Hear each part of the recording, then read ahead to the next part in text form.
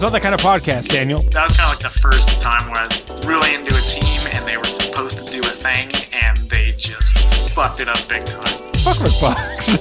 Their defense is atrocious and Fuck with Fox. it made me feel bad and they should feel bad. I can't rewire a house. I don't think it's like rent control. What exactly do I bring to the table here? It's not that kind of podcast. It is that kind of podcast, turns out.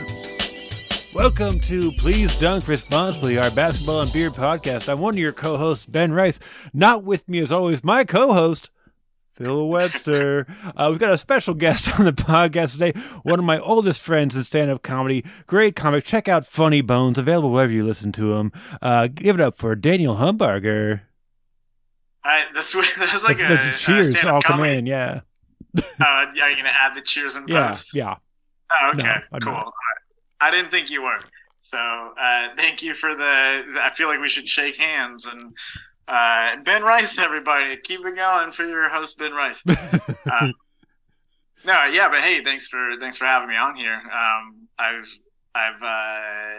known you had a basketball podcast for a while, and you know that I like basketball, and so it's finally happening, and I'm really happy about it. And you used to have a basketball podcast also. I used to be on a basketball podcast. It's the same. Yeah. I was on Cowbell Kingdom before it went from I was on there when it was bad, and then it got worse.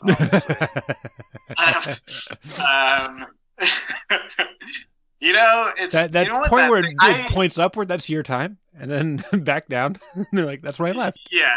Like James Ham started that podcast obviously and did a hell of a job. It became easily my favorite basketball podcast because it was about the Kings and because he had insider information and because of the way that he was delivering it at the time before he got more affiliated with the Kings. He was like this little indie grassroots, but still got the insider info. And he left, and I didn't know that's why there was a new host. My brain wasn't like, oh, James Hand sold it to these guys, and all of that stuff happened. So I was like, why is he not the host anymore? And I listened to a few episodes, and it wasn't the same. To be curious about it. But I ended up liking the dude that I worked with. It just took him a while to kind of find his chops because I don't feel like he had been kind of used to that type of stuff. But after a while, it started getting better. The problem was that the person in charge of it didn't really want to. Had to be very careful what we say about the Kings because he was afraid of losing his press pass. Yeah, you got that access point. Yeah, and I'm like, this is not gonna make for a good podcast. If I can't say what's true, which is that George Karl fucking sucks and shouldn't be the coach of this team right now, then what are we doing that every other freaking Kings podcast that can't tell the truth is gonna say? We're not gonna be able to do it better than some of the people that are already doing it. And so at that point, I said, well, hey, let's just make a more adult version of a Kings podcast where we, and he also wanted to keep it very Disney PG, that sort of thing. Which, okay, if you're gonna ask the hard questions and have an interesting podcast, cool. But if not, then we should be ourselves. We should be a more adult podcast. And he did not want to do that. And I was like, well, then we're done because this is not. I don't associate myself with mediocrity. Unless it's to do a podcast. Yeah, what are we doing? I can't be me, and I can't discuss the Kings openly. So what exactly do I bring to the table here? Exactly. Yeah. What am I gonna Oh, I'm a bit miffed, but hey, look at the bright side. I'm not gonna do that, man.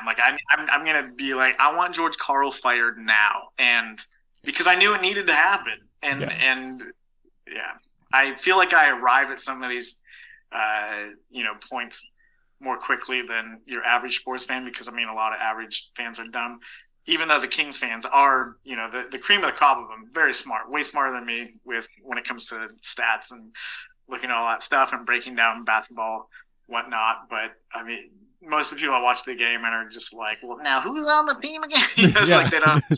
That's not who I'm trying to do a podcast for. Right. Yeah, exactly.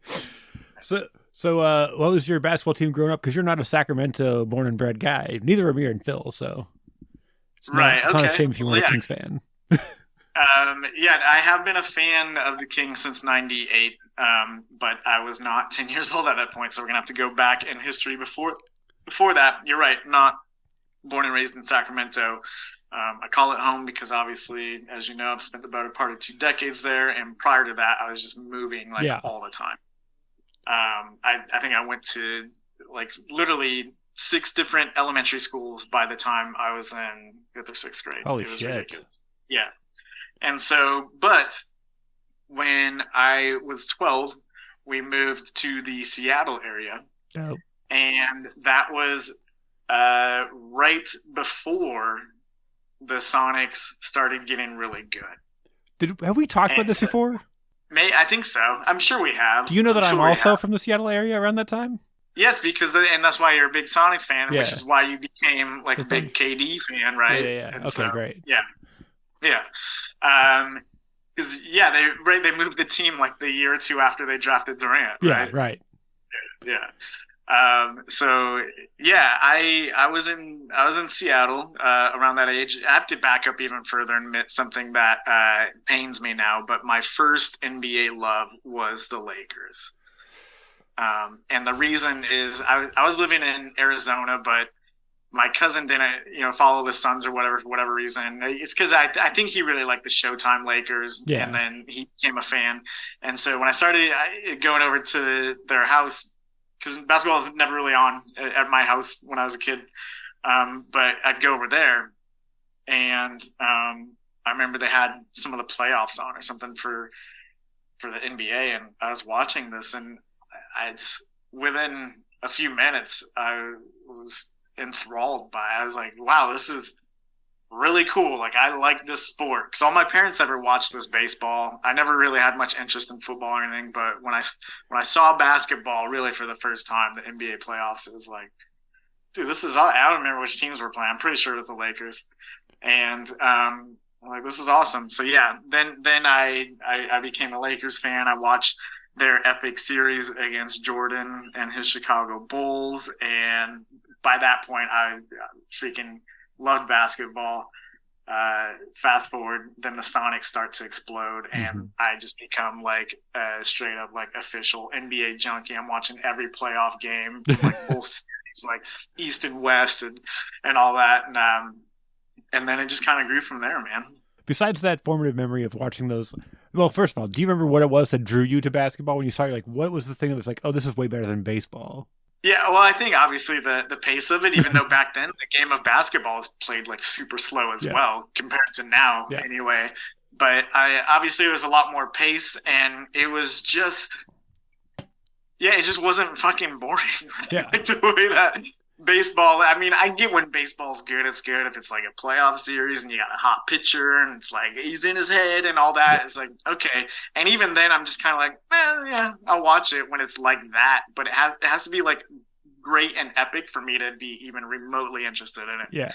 But then during basketball, it's like you got guys dunking, you got guys back there like setting hard ass screens and stuff like that. And it was just, I think it was just the pace and the dynamic. The dynamism. I got it right now. the dynamism. It depends on if you're British, right? The dynamism of the game completely enthralled me, Ben Rice. I was taken aback as I sat there. I remember being a child, just my neurons firing by something called basketball, and it made me incredibly excited. Isn't it weird if I go into a British accent, I can like not stutter, I can say words. It's bananas, but it was really the kind of the beauty of the game, which is later, like much later than I, looking back now would have preferred. But when I started watching soccer for the first time, and just the beauty within the game and how it's played and the passing and the awareness, having field or court vision and that sort of thing. Right. So that's what drew me to it. Oh yeah. I mean, the way that just everybody jumps off the page, like baseball doesn't have it, it's like, it's got 3 things from Bull Durham. It's like it's a simple game. You throw the ball, you catch the ball, you hit the ball. Like there's no other movements really. Like sometimes a guy makes a dive, and you're like, that's pretty impressive. But like this is like every play is impressive. Like something happens. That's like, how did they do that? Yes. Yeah. Absolutely, man. Yeah, and then because now when I'm watching the game, I can watch it as somebody who's been watching for decades and having the interest in the game and all of that. Like you can see, try to put yourself like in a position to work on your own court vision. While you're watching the game, it's like, oh, that guy's open, or like, oh, I see him setting the screen, pick and roll, like whatever, he's open on the wing, all that sort of stuff. When you first start watching it, it's magic, right? Because you're like, oh, that guy had the ball, but now that guy does, and I didn't even see it, but that guy dunked it, or something. And I will always be amazed at how good the hands are of big men.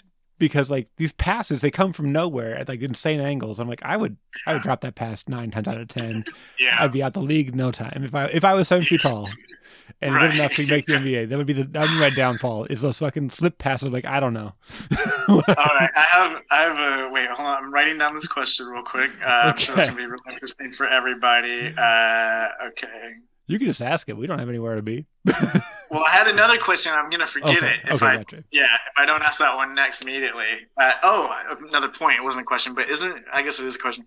Isn't that kind of what's also brilliant about hoops is that you're watching it, and even if you don't really have an idea of what's going on, or even if you and that's probably why, there can be a lot of casual NBA fans, but like how invested you get into the game depends on like how much you want to learn about the sport. But what's cool is you can enjoy it when you know shit about it as just kind of like, oh, this is exciting and fun to watch. And then you enjoy it even more when you know what's going on, the game within the game. Yeah. And so I like that as you grow as a fan and increase your understanding of the game gives back by just becoming that much more enthralling. But even at its most basic level of understanding for most people, it's like, this is still fun and entertaining. Yeah. So.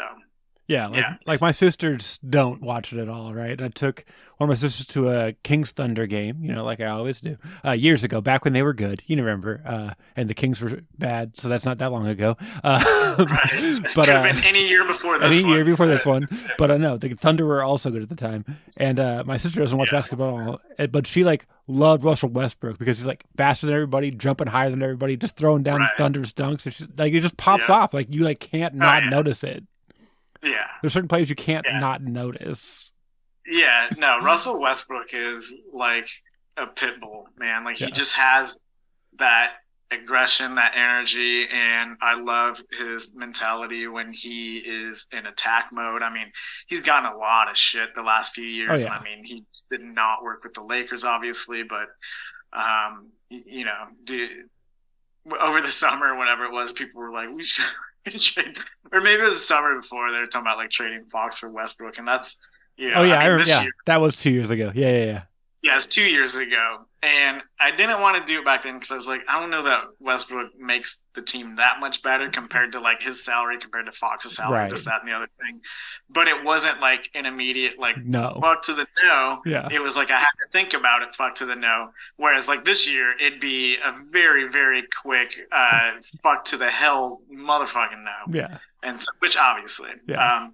But yeah, just you're speaking to the eliteness of some of those players though. And I mean, for all the shit that he's been getting over the few years, this is a guy who's going to go in the Hall of Fame because he did what nobody other than Oscar Robinson could do, which was average a freaking triple-double. And then do it twice. Not just for one season. Yeah, exactly. Did it for 2 seasons, man. And nobody cared about the second one. Nobody cared. You might have done it 3 times. So actually, now I'm thinking about it, I think he did it 3 times in 4 years, and they're like, Yeah. By the third time, they're like, well, that's why Jokic might not win MVP again, right? Because it's like, hey, 2 years and we're ready to move on. Yeah, excuse me. We can't just be hogging these things. You got to take a year or 2 off, and then maybe. Yeah. I don't care if you're better this year. Karl Malone's going to get it. It's now a career, like, it's not a career-long Academy Award you get that you, like, I wasn't that good in that role.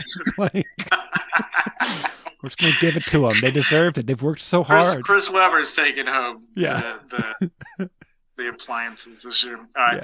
Yeah. So the question that I wrote down, because you mentioned, you're like, oh, if I were a 7-footer in the NBA, I would bobble the ball and this and that. And you said as it related because like of your hands. Like, did you mean hand-eye coordination or just like your hands or both of those things? Both those things what? to like be able to track that ball because they're zipping it in there. You know, when you watch those like Right. when they're driving to the basket, they just dump it off to you. But sometimes it's like a laser, right? And they're just like the ball's in their hands. I'm like, when did they know that ball was coming? How'd they catch that? How'd they even make the play on it? Like I would be like, what with the ball here? And I'd have already dropped it. It had already So gone. you're saying is that your court vision is not good. Right. Yeah. Okay. I feel like that's the thing. And then, yeah, maybe. Okay. Well, because the question that I want to ask is something that I've thought of myself a few times, which is like, obviously, at this point in my life, I'm probably not going to go pro. Yeah. Right? Sad probably to say. Not. But there's still a chance. It'd be a very weird set of circumstances, and they would make a movie about it, and it'd be Kevin Costner. It's just, he's older than I am. I know, but they still have him do it. It's like we got an old guy playing a sport for the first time. It's going to be Kevin Costner. That's just how that's the rules of cinema. Really lean into the advanced age aspect. All right, cool. They're like, it's going to star Clint Eastwood. Like, you like who been? And so, but my thing is, I feel like. And maybe it's because I'm an egotistical asshole or something, which I'm working on. I'm much better since I've moved out to the island. But I still have, I mean, look, I got a whole host of problems that we're not going to get into because it's not that kind of podcast. Right. But this one is sometimes, usually I don't, but sometimes I have confidence in myself in areas where maybe I shun it. And I feel like one of those areas where, like, if you put me in... I don't want to say Marvin Bagley's body because his body sucks. He's always injured. But like, if you put me in, say, like Hassan Whiteside's body, okay, I feel like I would be a superstar. Like I feel like I would be, if not like a 3 or 4 time All-Star, I would be like fucking up there. Like if you just put my brain in Hassan Whiteside's body, okay, and then. But see, and then I get to control it and everything. I'm like, man, I have this awesome muscles and athleticism and all that. And starting out with like my brain and 19-year-old Hassan Whiteside, I'm balling. I'm balling hard. All right. Now, do you keep any skills that he had before you put your brain in there, or is it all your skills? Skills as far as like his hand-eye coordination? So yeah, you get that, but anything as far as basketball skill level, like dribbling. Pretend that he's never learned to dribble a basketball, he's never learned to shoot a basketball. Right. You've got to teach him that through your brain. Is that what we're talking about, or to keep the stuff he had? I keep my dribbling skills. Okay, but now they're in his body. So like what my brain and body a lot of times want to do, now they'll be able to do. Okay. So you're okay. Yeah, it's my brain. On Whiteside's body, or somebody else, like who else? Like freaking put me in Ben McLemore's body. Oh my god. And then I'm saying, man, like, so I know how to work on my shot because I feel like for a small dude that plays pickup basketball, like at times in my life, I've had a freaking pretty solid ass outside shot. So if that were my job, I was getting in my reps. I could hit it from the outside big time with Ben McLemore's athleticism. I'm crossing fools over. I'm driving the lane and then like passing out. Like I'm facilitating the offense.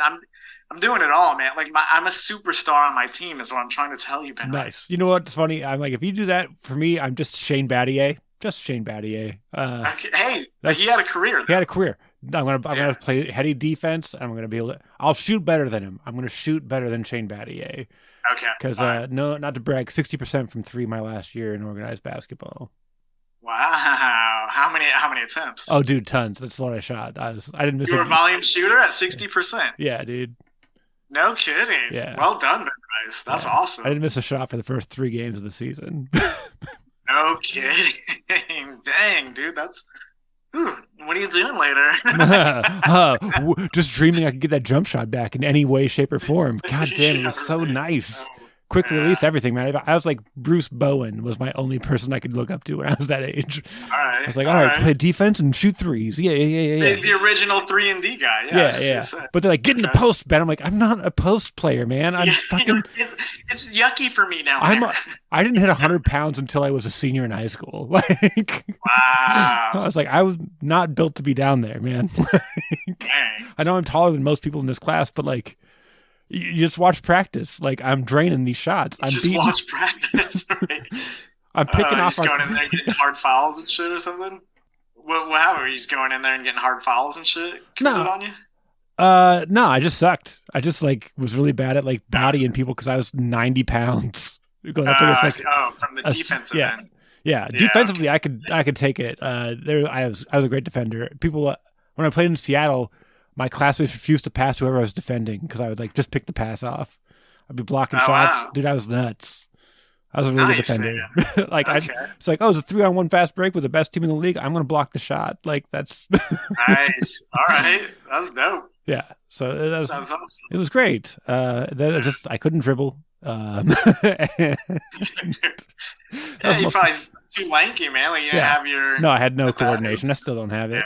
But shooting, that was my thing. But I would be Shane Battier. That'd be pretty sweet. Like a better Shane Battier. I'll take that. Yeah, man. I mean, a better Shane Battier. He already had a career, man. A better Shane Battier. You're probably gonna make an All-Star game, maybe. No, maybe 1 or 2. No, an all defensive third team. That's fine. Yeah, all right, cool. Well, I mean, I guess if you're shooting at lights out like that, though, like say if that player, Shane Battier, with better shooting, were on the Lakers at the same time as Shaq and Kobe. That's true. What if I was Rick Fox but good? Yeah, that guy sucked. I mean, don't get me going on Rick Fox, man, because the only sliver of any kind of good emotion that I feel towards that guy is just because he made a cameo on one of my favorite sitcoms of all time, Party Down. Yeah. Yeah. Yeah, exactly. All right, we all know how everybody outside of that, Rick Fox. Fuck Rick Fox. That's what we say in this podcast. We just say fuck Rick Fox. Yeah, it's just one of our many catchphrases. All right, well, I'm glad it came up organically this time. Because sometimes I say it just when I'm walking around town and people like what's going on? Like that guy's got to let some shit go. I'm like, you know what? Actually, yeah, fuck Rick Fox. It's just awesome. The gospel keeps spreading. Rick Fox comes to the islands one day and it's like, you can't come here about it. The islands do not welcome Rick Fox. Yeah. So when did you stop playing organized ball? Did you ever get into? You know what? I was never a tall kid. I know.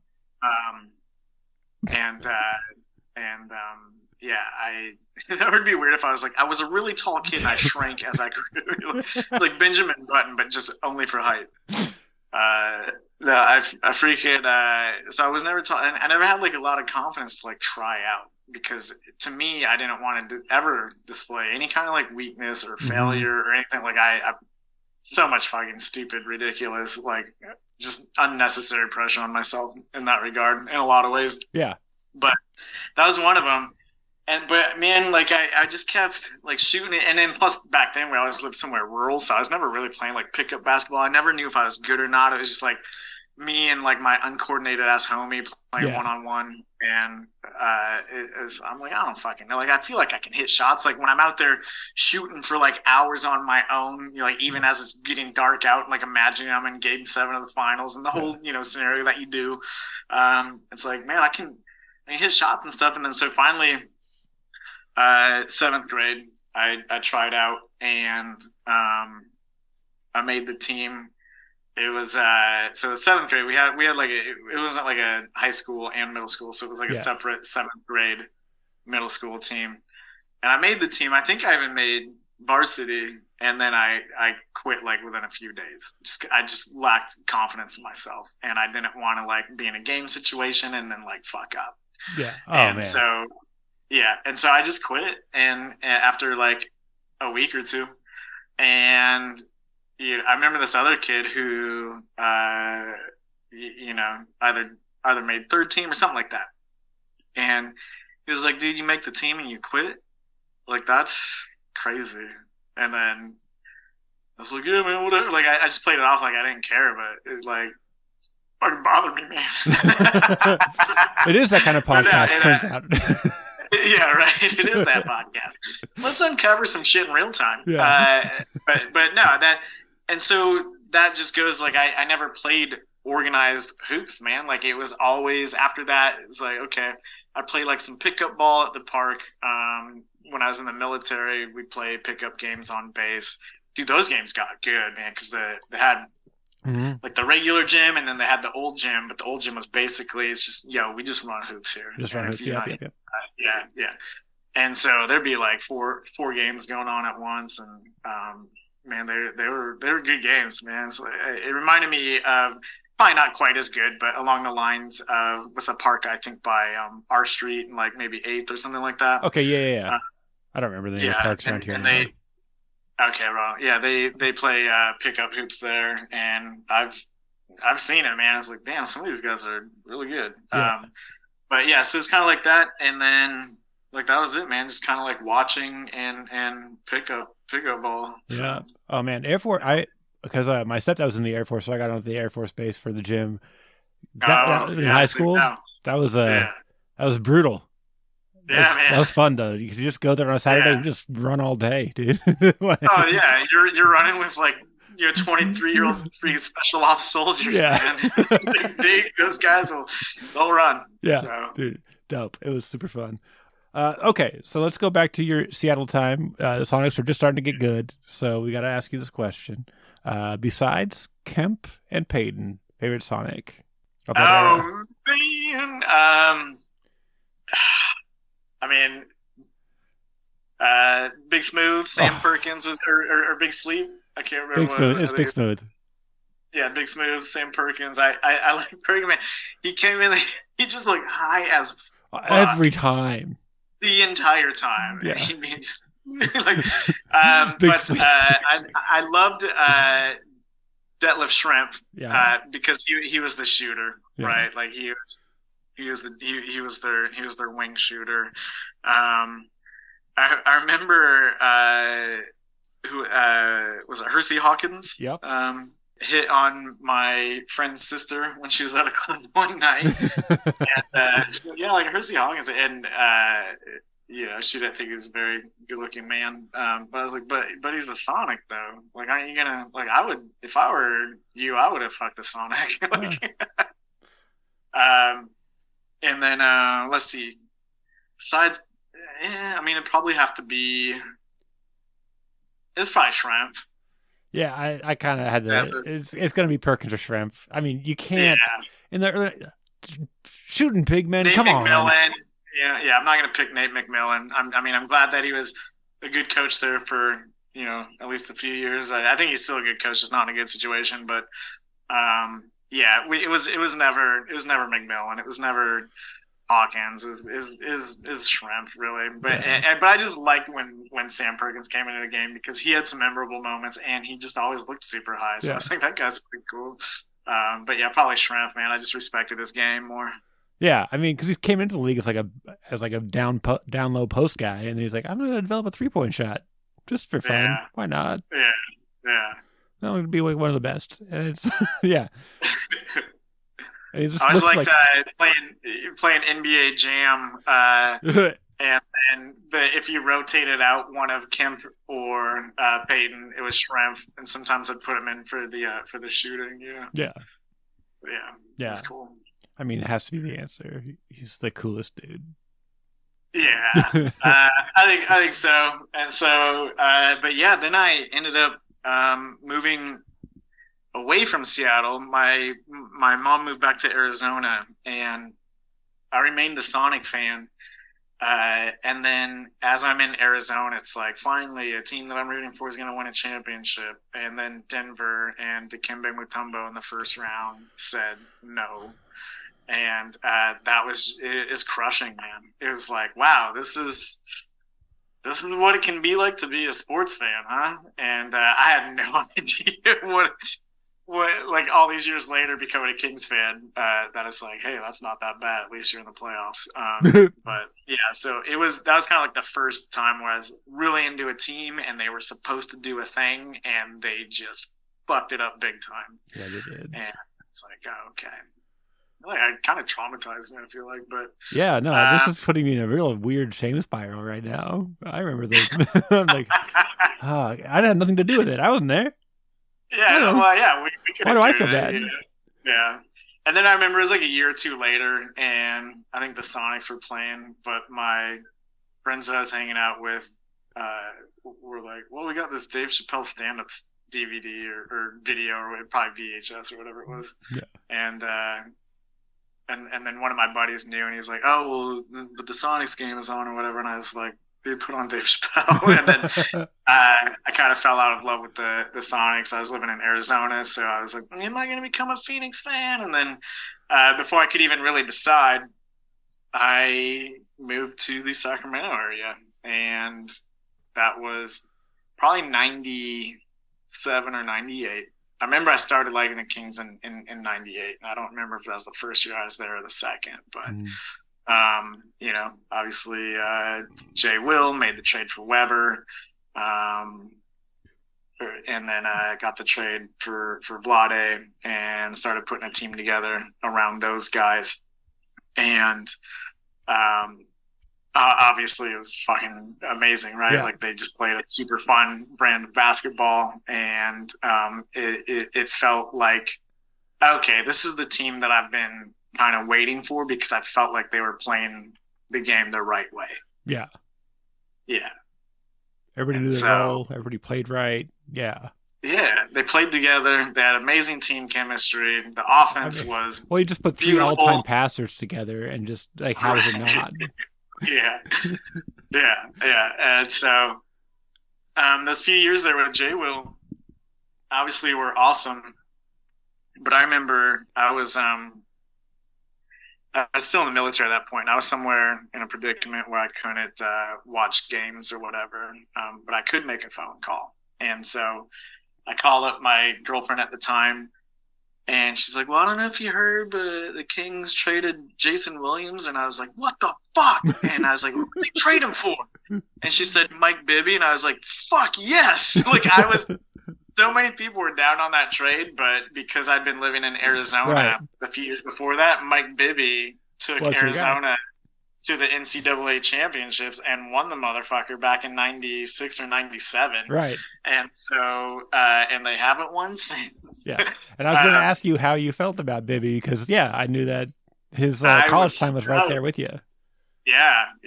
Well, in fact, it has so happened that my junior year of high school, I split between the Seattle area and the Phoenix area, and I was going to Shadow Mountain High School, which is where Bibby went. And so it was easy for me to be a Mike Bibby fan. He won the state championship at high school, and then I saw him do it at Arizona. And so I was so mad though when she said that they traded Jay Will, and then what did they get? And Mike Bibby, and I was like, hell yeah. I was. She's like, "Oh, I thought you'd be like really mad about it," and I was like, "Nah, Bibby's what we need." And so. And that became my favorite Kings team, man. Like Mike Bibby with his big balls and his little weird crab walk sometimes that he'd do. And then obviously the Glory Days Kings. Still don't think Vlade should have his jersey retired in the arena, but that's all right. What? Because of its GMing? I mean, yeah, it was part of it, but they never won a championship, right? Well, I guess nobody gets there. Well, I get it, but I'm. And there's this one time. There's this one time where they had an opportunity to do that, but then things got out of their hands somehow. Yeah, I don't remember what happened because the eternal sunshine of the Sacramento Kings mind.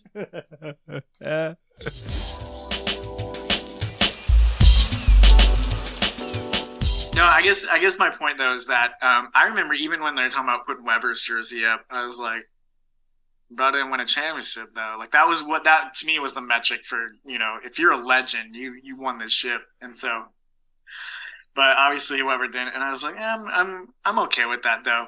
But I would have either stopped there, or if you're gonna retire Vlade, it's like, what? Then why didn't they also retire Bibby's too? Because I feel like Bibby contributed, just as much, if not more, to the team than Vlade did. Yeah. Stuck around longer, kept trying. Yeah. There's. He's Bibby is the one that hit the big ass shot at the in what game 4, I think 4 or 5 or whatever, game 6 maybe it was. But he's like, I remember him at post game. They're like, what was the play? And I was like, I just told Steve Webb to pass me the ball, and I'm gonna hit the shot. And then he passed me the ball, and I hit the shot, or something like that. Like, it's literally that. And I was like, I fucking love this dude. And so to me, like, he was always way more of a favorite Sacramento King to me than Vlade. But maybe that was just my personal Bibby bias. I don't know. Yeah. No, that's God, that's so many memories just coming. Anyway, I gotta think now because I'm like, I think the local team Hall of Fame doesn't need a championship because like only one team can win it each year, right? And there's 30 teams. Yeah. You have to play 2 careers on a very evenly distributed championship level to win one. Also, well, look, when I was really against that, I was also in my 20s. And yeah. A borderline sociopath. Yeah. Well, we all are. Back now, I mean, well, yeah. It's not that kind of podcast, Daniel. Okay. Yeah. Trying to get my damn free therapy in. But, you look back at the Jazz and Karl Malone and John Stockton, and those were great fucking teams. They were fun to watch, at least back then or whatever. And, I'm pretty sure their jerseys are hanging up in that arena. But even if they aren't, I know what they do have, and that's a statue of each one of those guys out front of the arena, which is more than a jersey hanging in the rafters. And I'm like, yeah, that makes sense. Like they are a legendary dynamic duo that you will forever in your brain associate with the Jazz, So they didn't win a championship, but they deserve those statues 100%, right? So I guess my thinking on it has changed, although I'd still probably take the. But they also spent their entire careers together until Karl Malone was a traitor trying to chase championships. But they spent like 18 years together. That's very different than like the 6 years.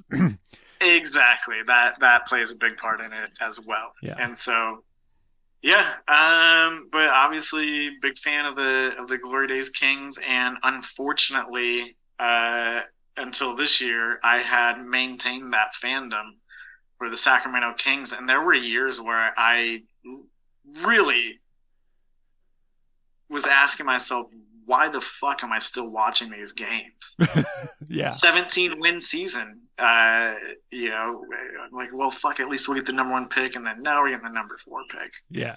Tyreek Evans. And so, but yeah, I would, even when I couldn't watch games, like when I was at college down in San Diego or something, I would get online every day, look at the box scores, like see who scored what, who got the rebounds, all this.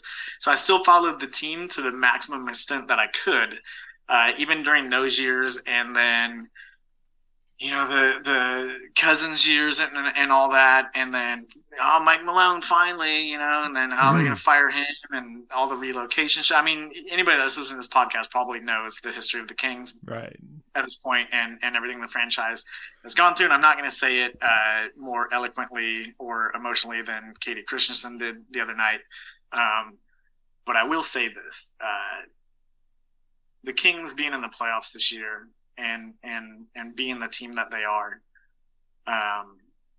it was worth it, man. Like, because as a fan, other fans of other franchises will never know what it's like to go through that damn dark of an era. I mean, maybe in other sports, I know there's some pretty bad, teams that have never won a championship or whatever, but I mean, fuck, the Kings had the most, longest active playoff drought before they broke it this year. And with the we're going to move to Seattle or we're going to move to Vegas bullshit. And then just having like the Maloofs trying to sabotage the team. Oh my God. And then we get the Vec, right? Yeah. we're only play 4-on-1, 4-on-5, like so we can get a guy down there. Oh, Jesus. well, that was Vivek's idea, Yeah, I right? know. So then Yeah. Vivek buys a team. He wants to install Cherry his pick. cherry pick defense or Yeah. whatever he wanted. And then, so right as we're coming off of the Maloofs trying to sabotage the team so they could move it, you get Vivek, and I'm like, oh, fuck yeah, new owner is going to be awesome. He hires Pete D'Alessandro. But I'm like, all right, cool. Seems like more of a stats guy. Wears glasses. I want like that should work, whatever. And then to learn in hindsight, like how he was sabotaging the team and trying to get control away from so and so, and like fucking over Mike Malone and this and that. Just like how much shit can one fan base endure? Yeah, and then Marvin Bagley over Doncic. Oh my god! Like, don't forget the embezzling. Don't forget the embezzling. Oh yeah, dude, embezzling, fucking Vladi as a GM. I mean, the list goes on and on. Bagley is just such a gross fucking product on the floor, and I knew it. Like as a fan, I was like, this is bullshit. Like all these things are wrong. Like I just, and I mean, of course, the armchair quarterback fans are like, well, I do this and that. And like, you don't fucking know until you get behind the scenes what shit's really like. But I got to tell you, man, anybody could have fucking done a better job than Vlade. And that definitely includes me. And so I was just, it was really gross to be a fan for a while. And then finally, Fox, when he first came, his second year, I loved him. His like third and maybe fourth year or whatever, I was like, I want to trade this fucking dude immediately. Because you're not seeing the growth. I wasn't seeing the growth. I have a phone. I paused the TV, I rewound it, and then I fucking used my phone to take video of a sequence of De'Aaron Fox playing defense, where he has plenty of time to get in front of somebody, either take a charge or make a defensive play on the ball or like rotate or do absolutely fucking anything. And what he did is he steps aside and just opens up the lane for the dude. And I was like, this guy does not have a fucking killer instinct. He doesn't have the heart. He doesn't have any kind of leadership skills. That was the most important thing. It wasn't that I wasn't seeing growth in his game. It was I was seeing no real leadership, and they kept trying to anoint him the leader of the team. And as a point guard, that's exactly what you want. But I'm like, it's not fucking happening, and I didn't think that it ever would. Yeah. And I'm so happy to eat crow on this and be wrong, because I fucking love the dude this year. But he's showing me all the things that I wanted to see from him, and now he's doing it, and it's like, cool, this is the player I thought we were getting, but only he's even better than I thought he was going to be. And so I'm very happy about that. I love the guy.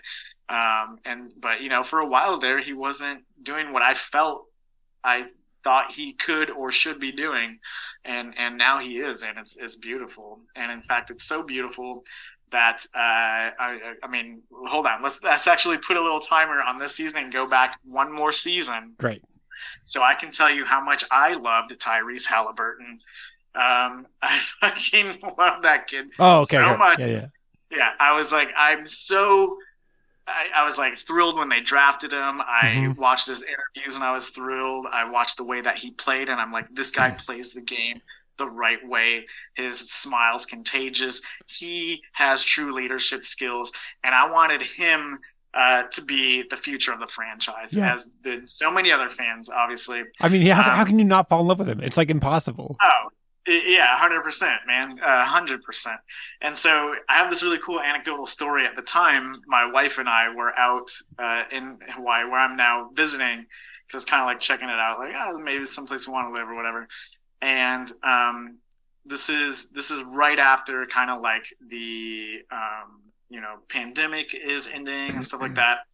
And it's the off season. It's late May, so it's definitely the off season for the Kings the past few years. And we're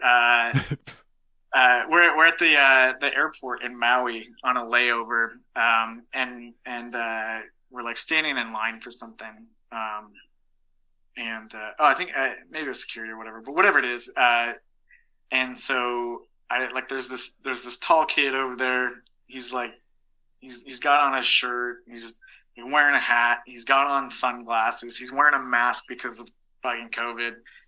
And I'm just standing there with my wife, and I'm like looking at this kid, and I'm like, I bet you that's exactly what Tyrese Halliburton looks like in real life. Because I was like, like he's tall, he's got such and such build. I was like, oh, I bet Tyrese Halliburton looks a lot like that in real life. And then I didn't say anything to my wife or whatever, because I was just like, that's just a weird thought that a basketball fan has, I'm like, oh yeah, that's about Tyrese Halliburton. Because obviously I hadn't seen Tyrese live because of COVID and all that stuff. And then so I hear the dude talk, and I'm like, I think that, I turned to my wife, I'm like, I think that's Tyrese Halliburton. And then she's like, no way. And then I doubted myself, because I was like, I just talked myself into like, oh, that's what he would look like. And so now am I like, oh, that's what he would sound like. But I'm like, but I know he sounds like that, right, because I watch all the post-game shit, all of his interviews and all that. And my wife, she's like, all right, she's like, well, I'm going to look on his Instagram. And then she looks up one of his Instagram pics from when he's in Hawaii. And his girlfriend was with him, and she was the same girl from the Instagram pic. And she's like, oh my God, it's him. And I was like, oh my God, it's it. And like as a comedian, we've met all sorts of people and blah, blah, blah. But like, I was like borderline about to fanboy out over this like 20-year-old kid, like that would be really creepy and weird. And I need to not do that. Right. But I also just need to really tell him how much I love him, And then, so we're waiting. Now I'm waiting in line to get some snacks or whatnot, and I pick out some water, Gatorade. I know it's Tyrese Halliburton, and you've done your sleuthing. I've done my sleuthing, and so even though he's like wearing a mask and all that shit, I turn around and I'm trying not to blow up the spot. And there weren't like a lot of people around, but I just turned around. I was like, hey, and he's like, hey. And then he like kind of pulled us back. I was like, I knew it, dude. I was like, hey, I just want to tell you, I'm a big fan. I'm so glad that you're here in Sacramento. I love watching you play, man. You just play the right way. And then he was like, oh, thank you. So like he had the Tyrese Halliburton smile going after that and stuff. And I was like, that's so awesome. And then I just like, before I made it like too weird or like fanboyed out, I just like turned around and like looked at my Gatorade. So funny. Like, I one day I'll figure out how to like do the final part where like we leave cool. We leave like we're like, yeah, that was a connection. We're not going to expand on it because we got shit to do, but he can't. Right, yeah, like, we're both adults. Appreciate you coming to town, man. That was really cool what you did there. All right. But he was sincere though, and like that was what's cool about him, because I was like, hey, I'm glad you're in Sacramento. I love watching you play. You play the right way. And then he was like, oh, thank you so much. Like, but he was like genuinely, you could tell like it was cool for him to run into a Sacramento fan in Hawaii that said, you play the right way. I like watching you play. And it like, you could tell it like meant something to him. And even if it didn't, then he's a hell of an acting career after basketball career with that smile and those looks. I was just like, it was hella believable. And so the anti-Rick Fox. Yeah, exactly. Right. And then so obviously when he got traded for Sabonis, I recognized what, like I get it. Sabonis is an all-star. He's a great player. I didn't know he's going to be this fucking good, right? Obviously, but I knew that he was going to be really good. Yeah. And so, but I did. It sucked because I wanted it to be De'Aaron Fox that we traded to Indiana, and because I in my head I'm like, oh my God, Tyrese and Sabonis together. Right, because Tyrese is outside shooting, his passing ability, all of that stuff, like just his natural leadership ability, his intellect, the way he sees the floor, all of that stuff. It's like him and Sabonis would mind melt. Oh, yeah. Like we just did. Yeah.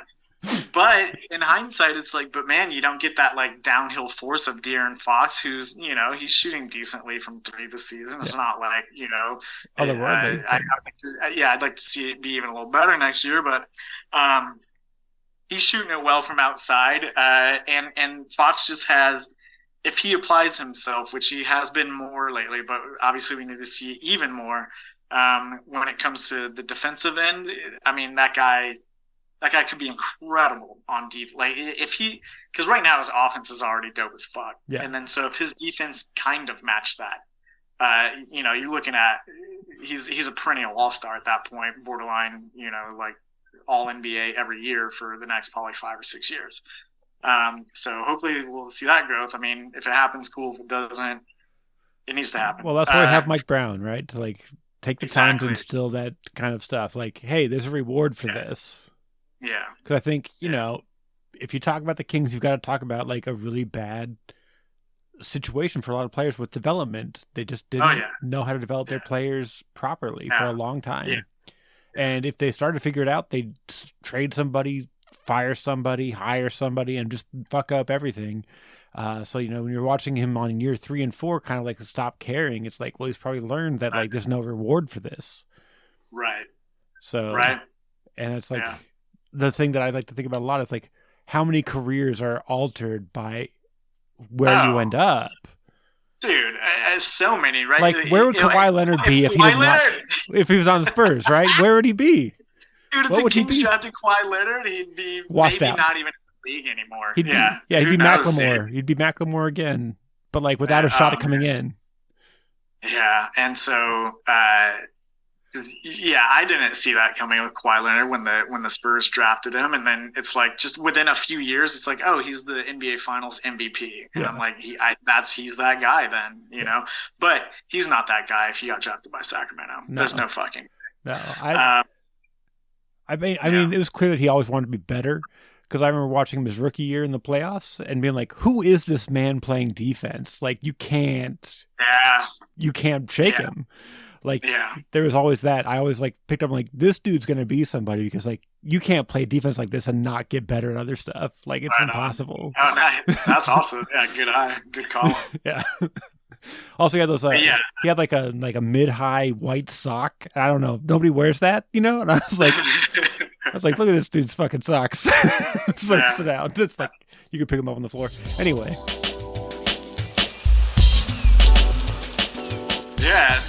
He always struck me also as a guy who is like maybe on the spectrum. What?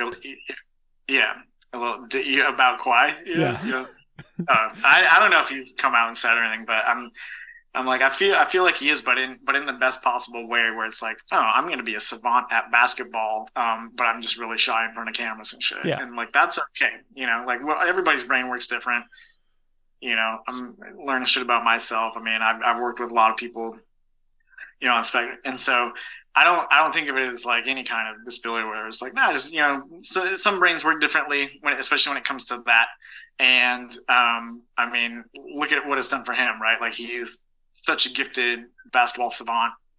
And so, I like watching him for that as well. But at the same time, when I do watch, sometimes it always makes you feel kind of bad for somebody because you're there and you're like, clearly this person probably doesn't enjoy being on camera and stuff like that. And I get what NBA players sign up for. Like, anybody that, decides or just becomes a celebrity, it's like, you're gonna have this whole component of your life that's under a microscope. You're gonna have to do this thing.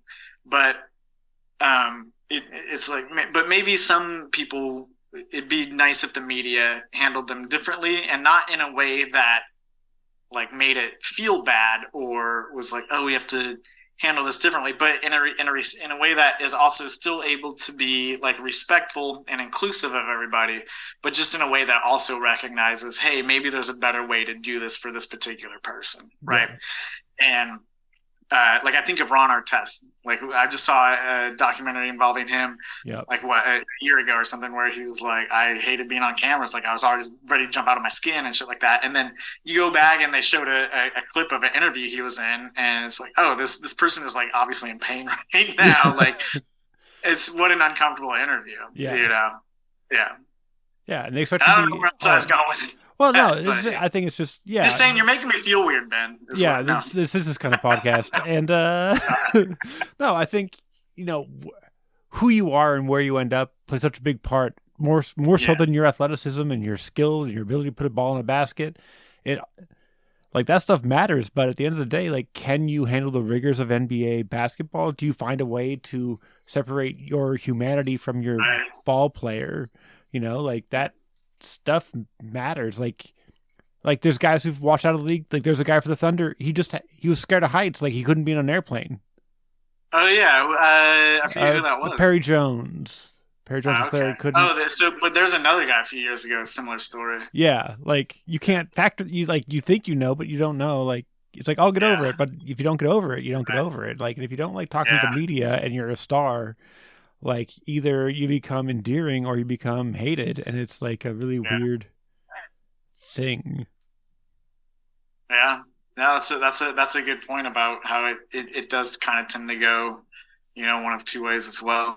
But we talk about if Kawhi had been drafted by the Kings. I like to think about sometimes what if Ben McLemore had been drafted by the Spurs. Right. I think that he would have been a much better player. First of all, he wouldn't have had his confidence completely crushed by DeMarcus Cousins. If you do enough digging, you'll hear some things that Cousins did to McLemore during McLemore's time here, like just being berated in the locker room and shit like that. And it's I can't believe that organizationally they allowed that type of atmosphere to even exist. But you're a small market and you're like, we don't want to lose our star player. But right. It's like, that's how your star player is, though. Your franchise is never gonna. Yeah, the reputation you can't. Like, why can't we get free agents? Well, you're a small market, and your star sucks as a person. Like, what are you supposed to do? Nobody wants to be around him. Yeah. And but here's the thing about McLemore as well is I think he obviously would have been better on the Spurs, but I still don't think that he would have been a sure thing by any stretch. I mean, maybe his confidence being cratered obviously like affected his shots and things like that, but I just don't think that he had the basketball IQ to ever be an elite player. The guy always looked like he was fucking lost, or like just nothing there sometimes. Yeah. And that was a concern. I remember that draft, me, Steve Fury, and Johnny Taylor were messaging as the draft was going on, and McCollum was available. Yep. And I really liked him. And because McCollum, I'd listened to some of his pre-draft interviews and stuff, and I'm like, this is a guy who, I don't care if he went to small school, because so did Steph Curry. This guy can shoot, and this guy's smart as fuck, and those skills can take you a long way in this league. And so, but McLemore fell to us at 5th, and so it was like, can't believe this is happening. And I was excited about it, but not so excited that I wasn't like, we might end up regret not taking McCollum. And I messaged that to that group, and I wish I could like unearth that message somehow. But it's like, and indeed we fucking did. Yeah. And so, yeah. So just one more thing to add to the Kings pile, but back to this season. I recently told Johnny that out of all the decades that I've been watching the NBA, I think this season is one of, if not my favorite seasons ever. And I mean, obviously a lot of that has to do with the Kings doing really well. But it's not just the fact that they're doing well and winning games and in the playoffs. It's that there's a whole, the team is a whole thing now. It's the Beam team. Yeah. They like the Beam. There's the Beam. Everybody in Sacramento loves the fucking Beam. I love the Beam from out here. I flew back to fucking see the Beam. And they gave it to you. Twice, baby, while I was there, both games. And so I got to see the Beam. And then early on in the season, the Band-Aid thing with Malik and the fans, I was like, this is so it's just a feel-good season, and it's not because they're just in playoffs, it's because there's so many other things happening around this organization that is exciting and making me watch every game. But for the first time in years, I'm not just watching Kings games, I'm watching like other teams play as well. And I was watching the game live when LeBron set the NBA all-time scoring record. Mm-hmm.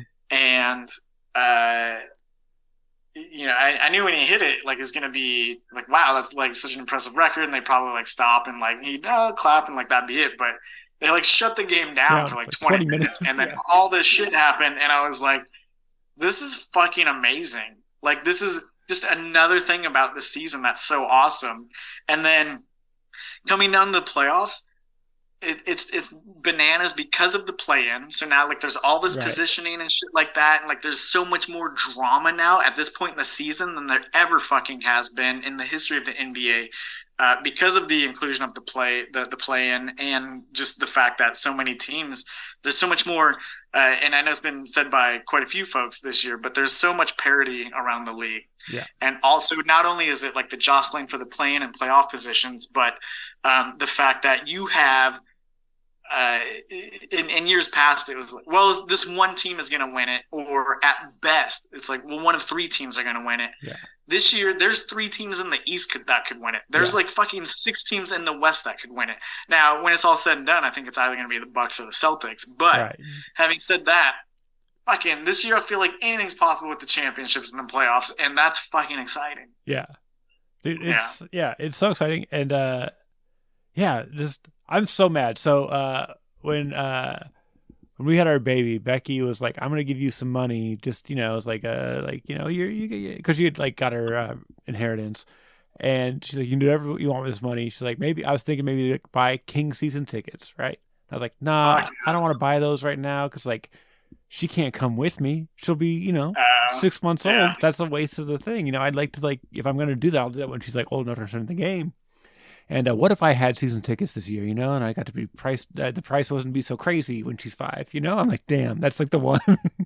Yeah. I'd be like, I'm already in as a season ticket holder, so it won't go crazy, I'll just be locked in. And, how do you to lock it in? I have no idea. I imagine there's like I don't think it's like rent control on it the is, man. cycle. They're like, you've been here, we'll give you a discount compared to the new people who are going to get fucked, but clearly I've never been in the market for season tickets. I've never either, because I just was like, no, that's a dumb idea. And but like I'll when they're playing, and if it's like a game that I have time to watch, like I'll put on a Kings game with my daughter, and she fucking loves it, dude. She's throwing passes. We got a little small basketball. She throws bounce passes.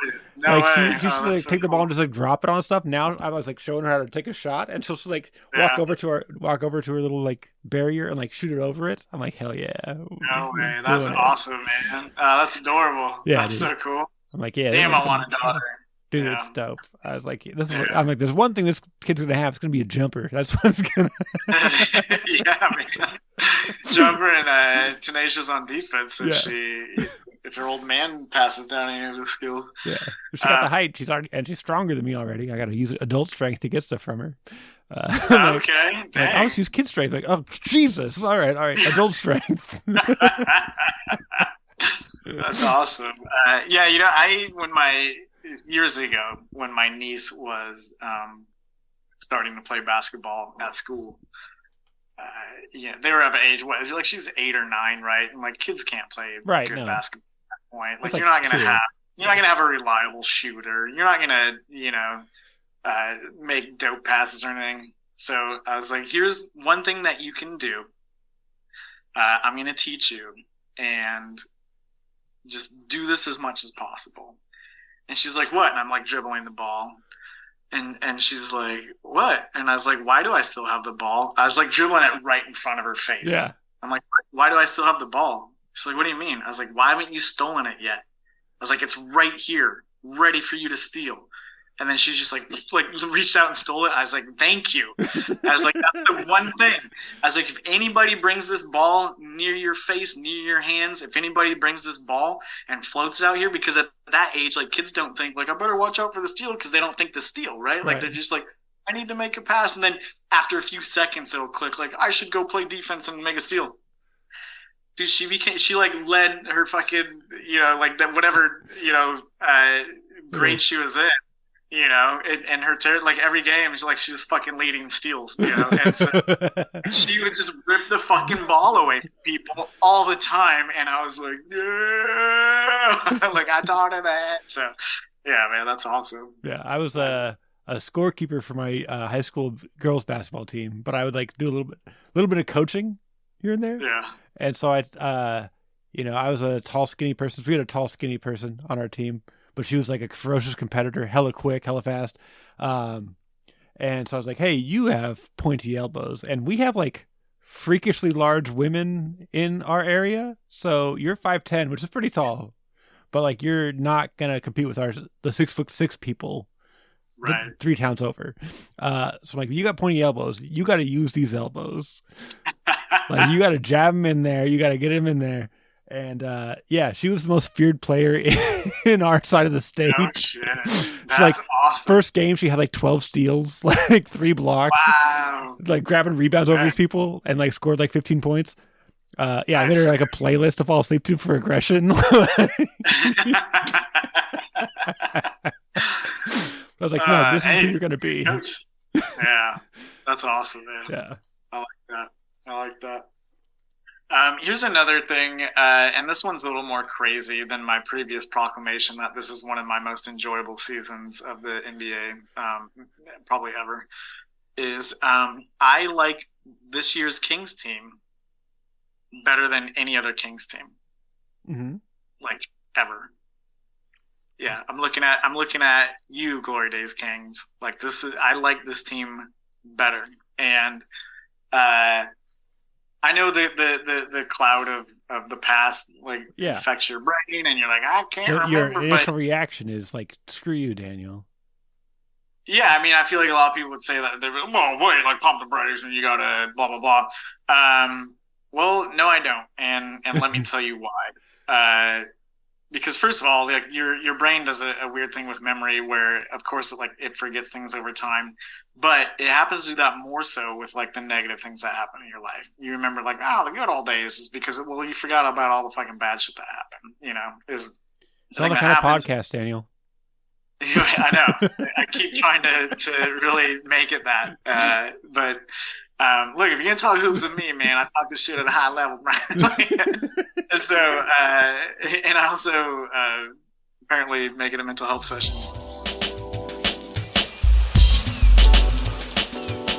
So that's the thing, your brain. So if anything, I would remember. I feel like the past team more in a more positive light. I mean, and don't get me wrong, this team obviously has problems.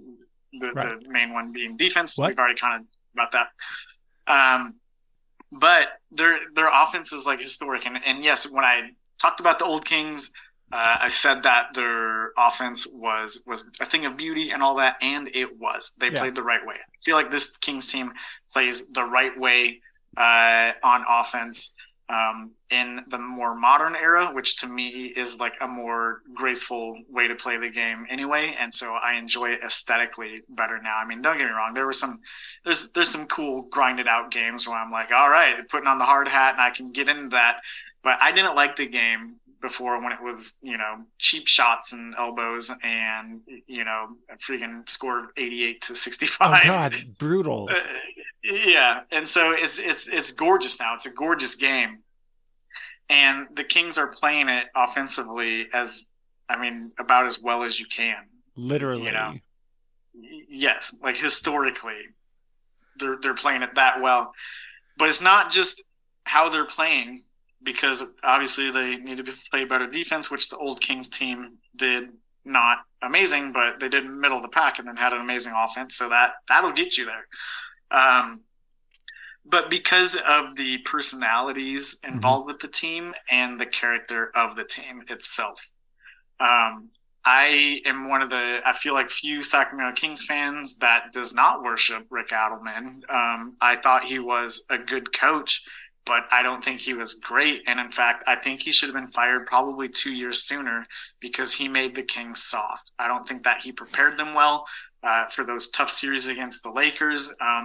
They just didn't have like the kind of mental fortitude. And I mean, part of that could be because of the players, but I also feel it was partly Rick Adelman's influence rubbing off on the players. I just don't think that he made them a mentally strong team that had like a killer mentality and stuff like that. I felt he made the team soft. That's my personal standpoint. I'm sure, a lot of people that know more than I do. Where can people send the hate mail? Yeah, right. Yeah. I allow myself the space that I might be wrong about this, but I also don't feel that I am. So if somebody can prove me wrong, that's fine. I know Jerry Reynolds has spoken very, very highly of Rick Adelman, and I get it, and rightfully so, because the guy did some great stuff here. It's the longest sustained period of success that they've had in Sacramento. I get that. I give him his due. I just think Mike Brown is a much, much better coach. And I mean, who knows? Maybe in 2 or 3 years from now, Mike Brown flames out with the team. I just don't feel that he would, though. I feel like he has a toughness, an accountability aspect about him, a sincerity about him. I think that he's a better coach and he's better prepared to take a team deeper into the playoffs, even though the Kings might get swept in the first round this year. I don't know. The West is that fucking crazy. Yeah, I'm like, that was going to be a question we're going to get to later. But I mean, like, when they got Mike Brown, I was still picturing Cavs Mike Brown, forgetting. So was I. Like, Lakers Mike Brown, Warriors Mike Brown. That stuff didn't matter to me. I'm like, no, Cavaliers Mike Brown existed one time. Right. Doesn't matter that he's won like 3 championships and learned about his weaknesses. That doesn't matter. Right. Doesn't matter that his players loved him, but he couldn't coach offense. Yeah. And like, even saying that, I'm like, I knew the Kings would handle the offense. That was not going to be their problem. It was going to be defensive. Right. So this is a good hire. But I'm like, but it's Mike Brown though. Right. Yeah. I didn't mind it as much as I thought I would, because going into it, I was on that Darvin Ham bus. Like, I was driving the Darvin Ham train, and I'm like, that's the guy. That's the guy that we need. And then it looked like he wasn't really in the running, and they announced Mike Brown. And I thought when they did that I would hate it, but I think like the week leading up to the hire, I became okay with it, and I started like hearing the way that, say, Steve Kerr or Greg Popovich would talk about Mike Brown, and some of the players that were on the Warriors, the way that they talked about Mike Brown, and I was like, you know what? This might be the dude, and I was still like kind of disappointed that it wasn't Darvin Ham. But I was still okay with it that it was Mike Brown. Whereas if it happened like 2 weeks earlier, I would have been like, but so I had time apparently to come around on it, before it really happened. So that way, by the time it did happen, I was like, I'm probably okay with that. And of course, looking back, it's like, man, this is the fucking. If it wasn't him, where the fuck would we be right now? You know. And so I'm glad that I was kind of wrong about that one, but. In addition, she's like, Mike Brown is fucking staff, dude. Like, I liked what I saw out of Jordy Fernandez early in the year in Summer League and stuff like that. And, Jay Triano and Doug Christie have been working well with the players. And was it Lindsey Vaughn? Is that? Or wait, no, Lindsey Vaughn's a skier. It's Lindsey Harding. And so I forgot what I was saying about the coaches, but I like all the coaches. And then on top of that, just the way that the players kind of have a camaraderie. I mean, Malik Monk I love that guy so much. Like, comeback player of the year. I'm sorry. Like, he got screwed on all his stops. Like, yep. He's finally he played decently for the Lakers last year, but none of us knew he had this kind of like playmaking ability and shit like that. That was amazing. He's been phenomenal. The way like his smiling is infectious, and his energy and what he brings, man, is like so cool to see. So because I look at the old Glory Days Kings, right, and so it's like, okay, he's our Bobby Jackson, and I do love Bobby Jackson, though, but I love Malik Monk just as much, right? Yeah. So that's I like Fox better than Bibby as far as like a player, like what Fox is doing on court. Yeah, I like that. And I like how Fox has had more swag lately too. Mm-hmm. Especially when him and Blake are together in a presser. That's awesome. Yeah. So I like De'Aaron better than Bibby, especially like as a player. Like I said, on court. Herter. So now it's Herter versus Peja, right? And I feel like that's kind of a wash. I used to love Peja back in the day. Yeah.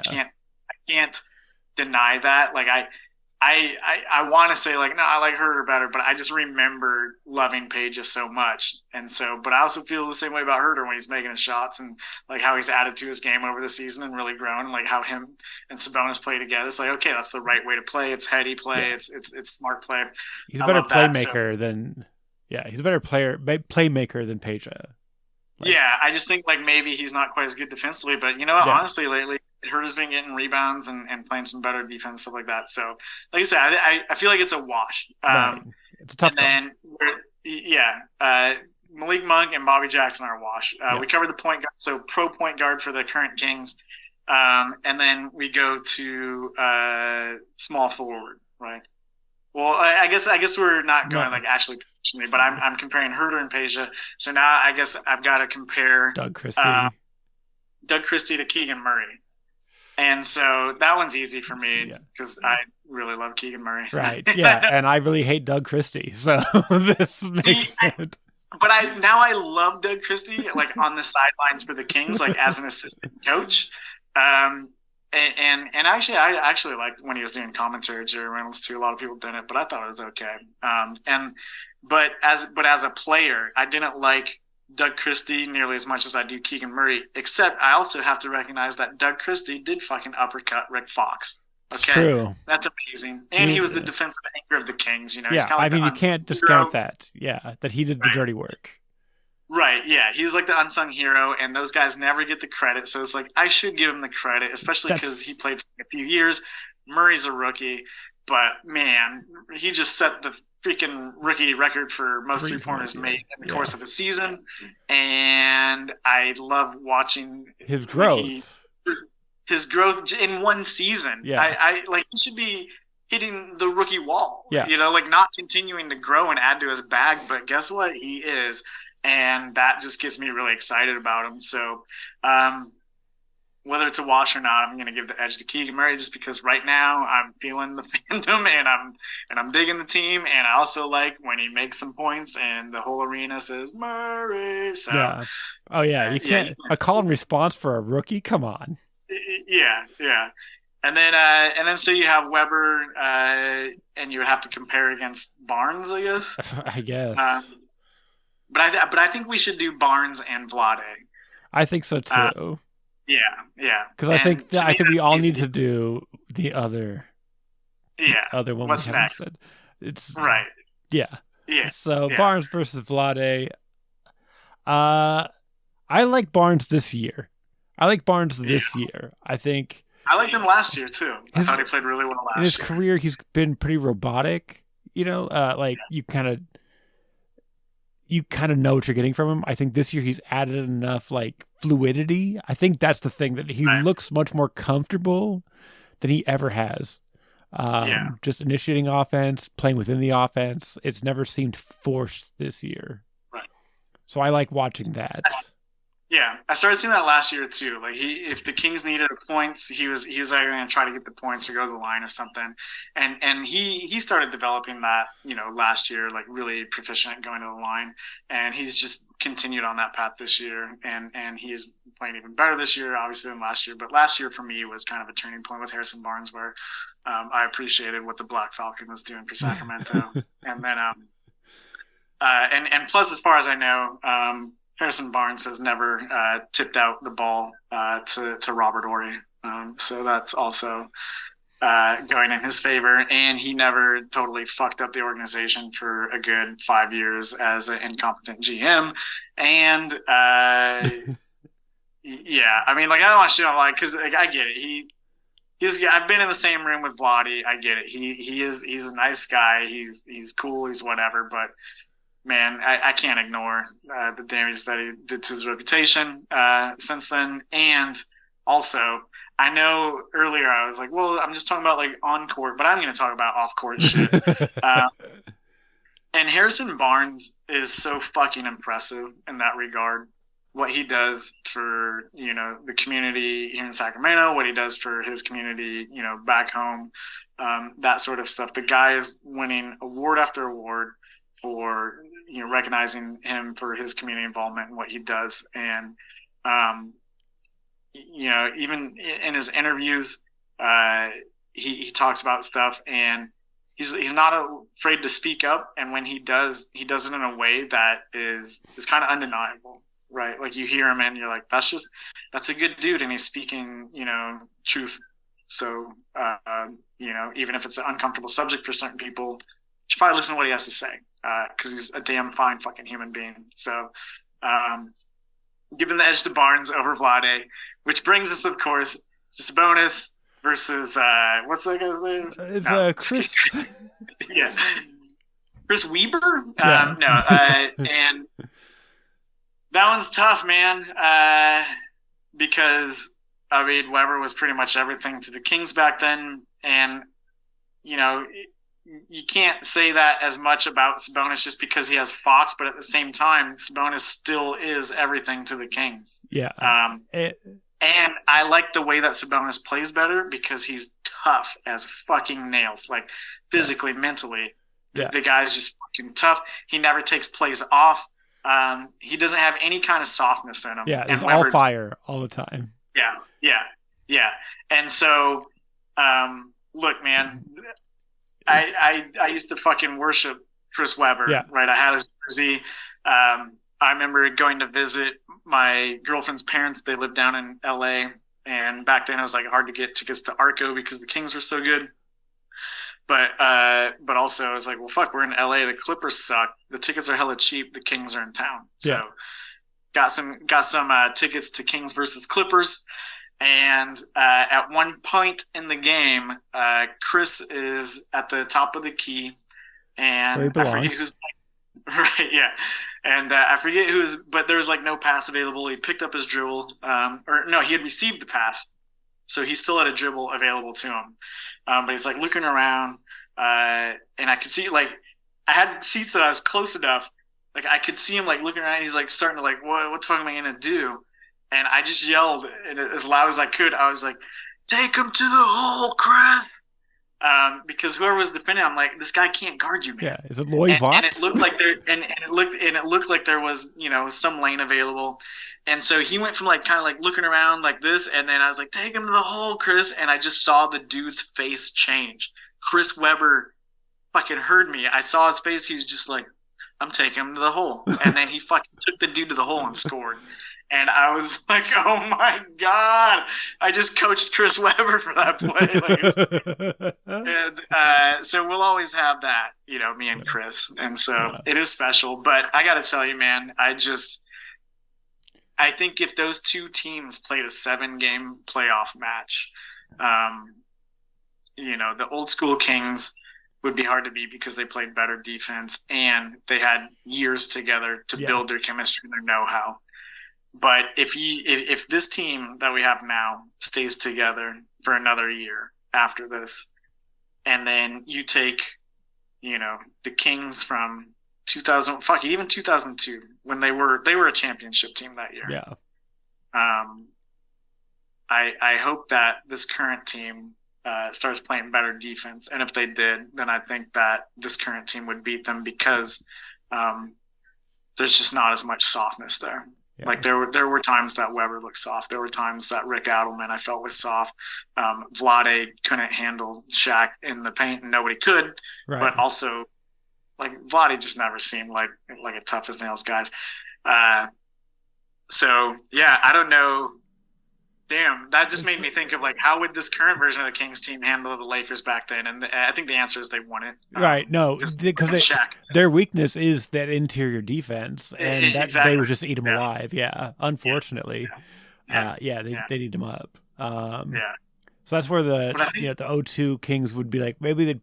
But it's weird because like you put the 0-2 Kings against the 2022-2023 Kings, you're like it's a series, but you're also like they got screwed out of the Lakers, so it's just like those matchup things are so weird, because like also Doug Christie was playing Kobe Bryant, right? You have your best defender on Kobe, and that like takes a lot of the pressure off. That like let Shaq get his because we can foul him if we need to, Right.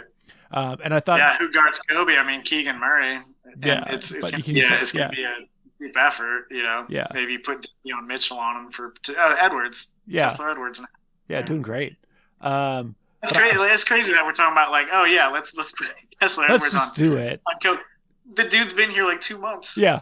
And he's already like that important to which just goes to show, man, the Kings got to do work on defense, but also Edwards, man, what a fucking find that was. Where did he come from? That was amazing. New Jersey. Yeah. From the New Jersey bench. Yeah. And they paid us to take him. Yeah. nuts. And I think that's the thing that I really enjoyed. Like, I didn't enjoy Halliburton and Sabonis as a trade. I got it. I understood it. I didn't enjoy it because you're losing Halliburton. But then like, oh, we also picked up Dante DiVincenzo. I'm like, oh, they're like thinking. They're like making. And then they got Herter. I'm like, oh, they're like planning stuff. They had like a goal in mind.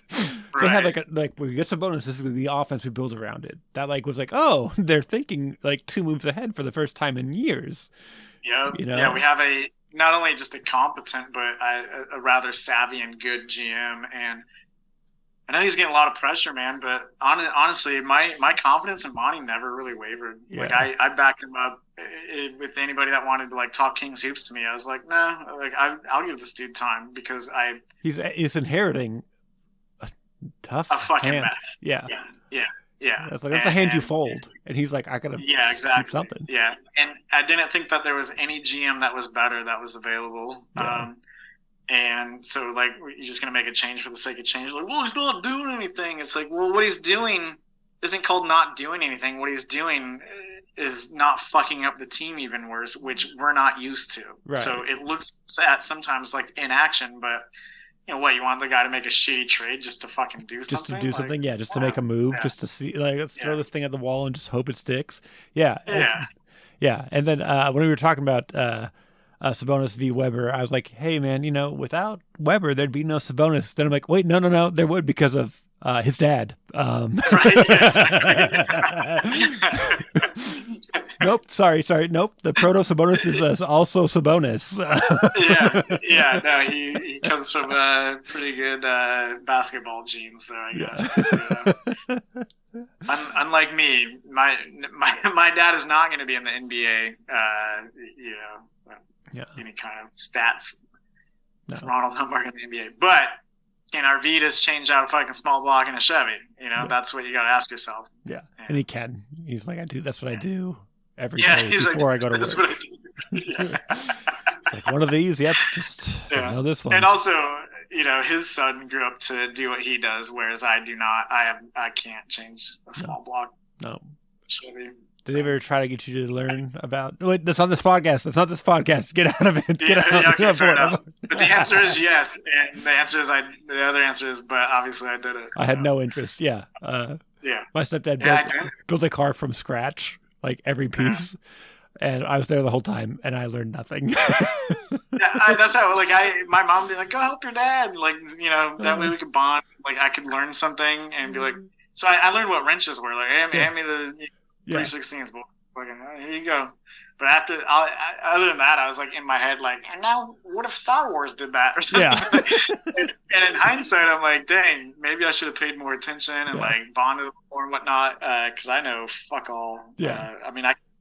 I can change I'm better than some of my friends. Sorry, Saul, but like I can change oil and shit like that. And, but not much more than like air filter. Cool. Yeah, I'll change a tire. Sure. Yeah. But I can't swap out a fucking transmission. No. My dad could. Yeah.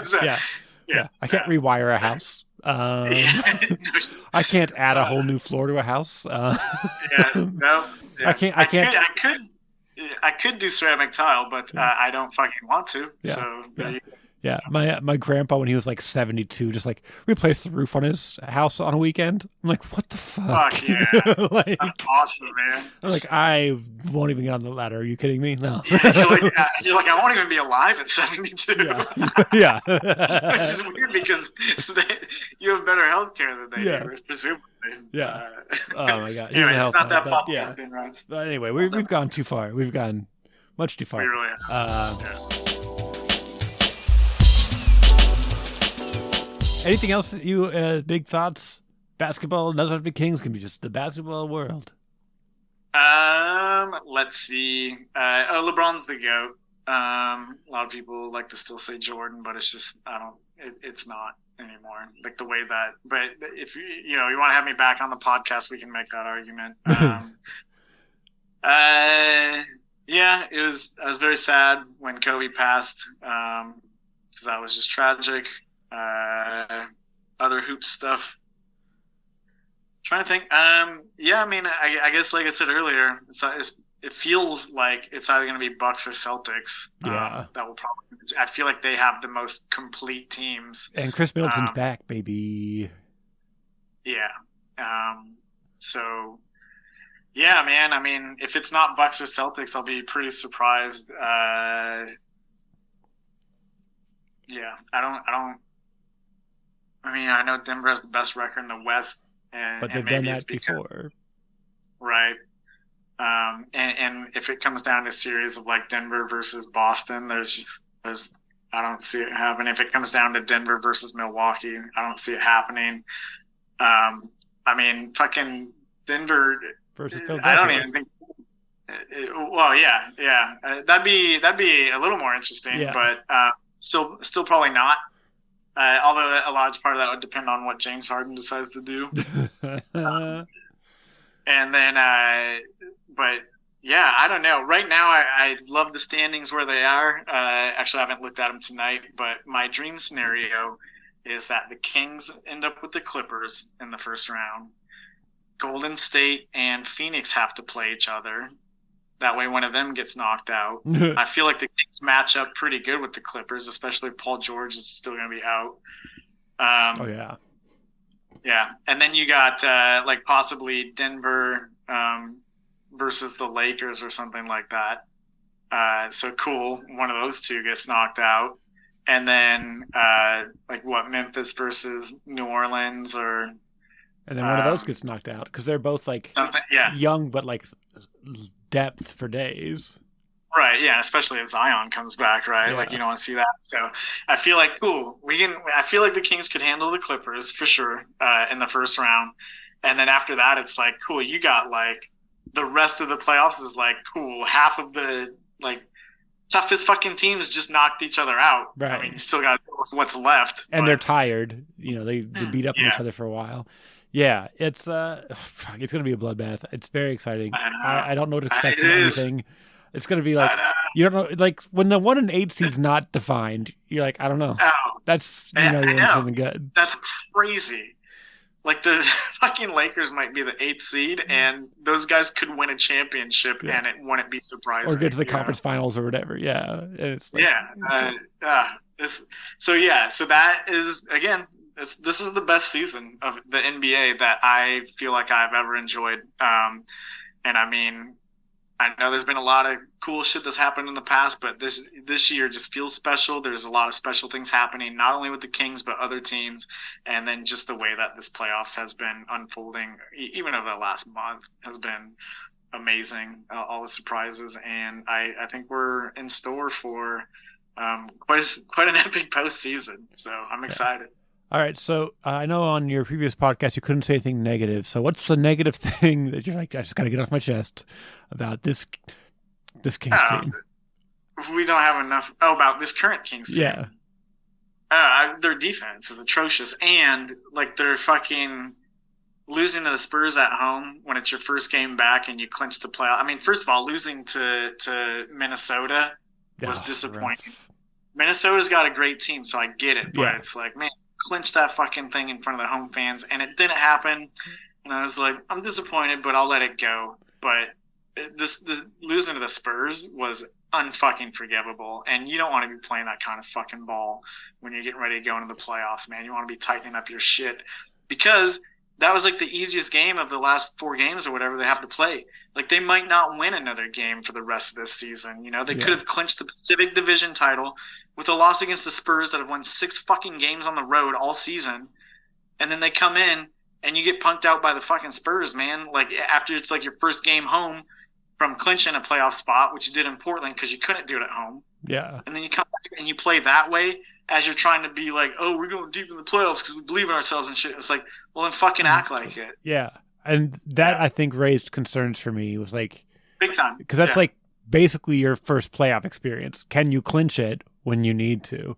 Then they blew it. Then they did it. Yeah. It's like, okay, here's the next chance. And they're like, we blew it. And so that's like not boding well. Not the time of the year. Not the time of the year to be blowing the, like, this is your chance to show it. Yeah. Now, I mean, look, if they come back out and they win, you know. And they win out. Two of their last 3 or whatever. 2 of their last 4. I think they're just down to 3 now, right? I think they're 4. All right. If they win half those games, I'm happy because they're all teams that are like playing for something, and they're teams that are looking to make the playoffs. They're very good teams, so it's gonna be a good test for the Kings, and I hope that they can show us something. And even if they don't pick up another win for the rest of the year, it's gonna be worrisome. Like, I'm not gonna lie, I'd be kind of worried, but I'm also not gonna like dwell on that. Yeah, you're not going to view it as that. Because let's see what happens when we get to actual playoffs. Because you've seen teams come in hot and get blown out. You've seen teams coming in and losing and get the championship. The playoffs are a different animal in many ways. Yeah. But having said that, it would just make me feel a whole lot better if they handled their business and played like just a little bit of fucking defense, man. Like the defense against the Spurs was disgusting, like straight up disgusting to watch. Like for as brilliant as they are offensively and all that, that game was the Rick Fox of fucking. No, because then it'd be handsome, allegedly. Yeah. It was disgusting. It made me feel bad, and they should feel bad, and they need to get their shit together. And hey, maybe listen to your coach who knows a thing or two about winning a championship. If he's saying that you should play more defense, I don't know, maybe fucking give it a go. Yeah, and it's not like you don't have the skills. I always find it strange that like freak athletes kind of like only do one or two. I play offense or I play defense. It's like, why can't you do both? If you like, or like. Somebody's I get it. It's a fucking 82 game regular season schedule. You got to keep that energy. You're on a back to back.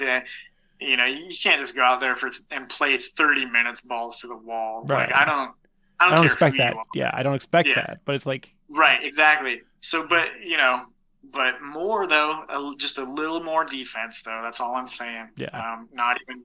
And like you can see it where they a couple offensive plays off, cool, but don't take any fucking defensive plays off. Yeah, and you can see the times when they have it together and it looks pretty good, and it's like, why not just do that like more than 1/3 of the time? Yeah, exactly, or fucking 1/4 of the time. Yeah, it's like we see that it's there, so maybe do it. Yeah. But I think it's Yeah. Yeah, it'd be nice to see it too in the very early beginning of games, so that way teams just come in and they feel like, well, shucks, I guess we can't win this game, instead of letting them fucking hang. Like the Spurs game, man, hang around, yeah, and then hang around. Now you know that you shouldn't have let them hang around. You should have fucking cut their fucking heads off. Yeah, how many times I got to teach this lesson, old man? But okay. Also, one last question before we go. Just like 3 more questions, but this is the one that MVP this year. Oh, I mean, from a numbers wise and everything, it's like, why not Jokic? Because he won it the other 2 years, and he has better stats this year. Exactly, and his team's like number 1 in the West, so. That fucking, it makes sense, but I also get, like I was saying earlier, it gets bored after they win 2 in a row. But that's still, I feel like that's not a shitty reason. Yeah, that's how we always did it. It's not a good reason. Yeah, right. But you know what? For me, it's Giannis, and the reason is because he's just the best player in the world right now, and you take him off the Bucks. And they're not the Bucks, tell you that. I mean, and I get it. You take Jokic off the Nuggets, they fucking suck, but they're still not as good of a team as Milwaukee is. And I feel like if you take Jokic off, Denver's probably going to do better than Milwaukee would without Giannis. And Giannis is the better player, and they have the better record, and they seem to be the most complete team, and they've already won a championship together, but that's not this year. And he did it with Chris Middleton gone for a lot of the season. Yeah. That's like your number 2 guy. Yeah. And I don't feel like it's James Embiid. I love or James. Definitely a hybrid. James Embiid. If you can have those 2 in one spot, right. Obviously that's an MVP, right? Yeah, that's not a problem. Not a problem. No disputes. Yeah. But for Embiid, I mean, obviously, he's a fucking superstar, and he's putting up numbers too. But again, I don't think that if you put Giannis in place of Embiid on the Sixers, what does that look like? I don't know. They don't have a team. It's basically just him and Harden. Oh, and Maxey. Sure. And but that's what it is now. Then, but instead of Giannis, it's Embiid. So my point, like, the big change isn't really. Do you think that? Do you think that Philly does better? I don't think so. So you think they're pretty much the same then? Yeah. What if you put Embiid on the Bucks though? I mean, I